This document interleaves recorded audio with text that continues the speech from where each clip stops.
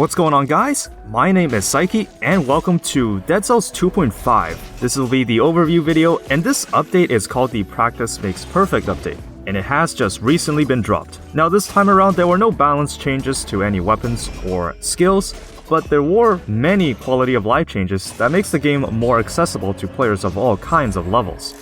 So let's start with a long-awaited feature, the training room. In a separate room from the starting chamber, you can now spawn and practice against enemies you've already faced in normal runs. So if you have trouble dodging slammers or those pesky librarians, now is the chance to learn their timings and movements. In addition, you can also face against all the other bosses you fought. The only prerequisite, of course, is that you must have faced them once before. Now, originally in the alpha version of this patch, you could not practice against the 5 BC boss, but now you can via a secret passageway to the side of the room. Now, Boss Rush used to be a mod that players frequently used to practice against bosses, so this feature makes practicing bosses much more tolerable.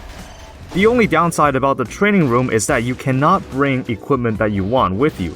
You have to keep rolling the tubes until you get the gear you want. There does not seem to be a way to transfer normal gear into the training room and vice versa. The world map is another feature that was added, so on the biome map that you normally use to see where you've been to, you can now press a button to toggle the world map instead, and it shows all of the biomes in the game.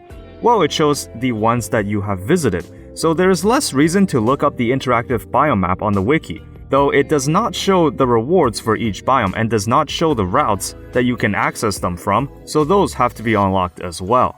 Gold outfits are now a thing, one for each of the bosses that you flawlessed. If you already have some of the flawless achievements, you will have the blueprint in your inventory. Just go to the collector and you can unlock them. Just be warned though, these are pretty expensive, so I wouldn't prioritize them unless you already have the majority of items unlocked. A high price to pay for fashion.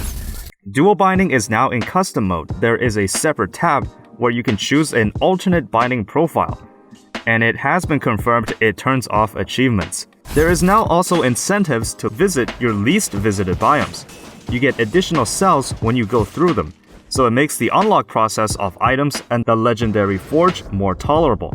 Though I would really have preferred something else, like rebalancing the rewards in some of the biomes. There is a reason I don't go to the ramparts or ossuary on 5 BC. They just don't give enough rewards as some of the other ones.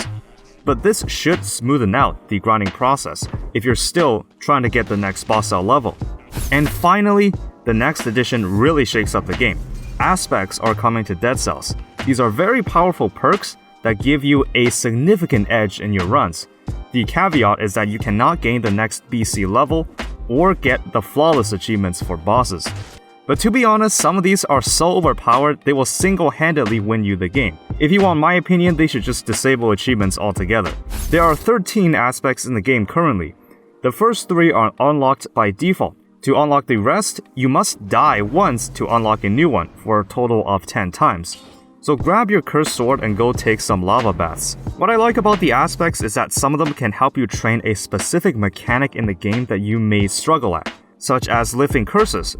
The damned aspect lets you take and deal double damage while cursed instead, so you no longer die in one hit.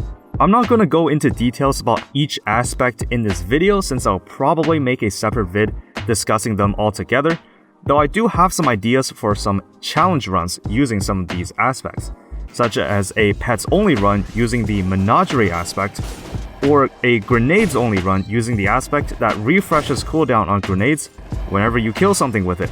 So a lot of interesting additions has been added to the game, and hopefully you'll enjoy the ability to train against different enemies as well as trying out some of these flashy aspects to really shake up your runs.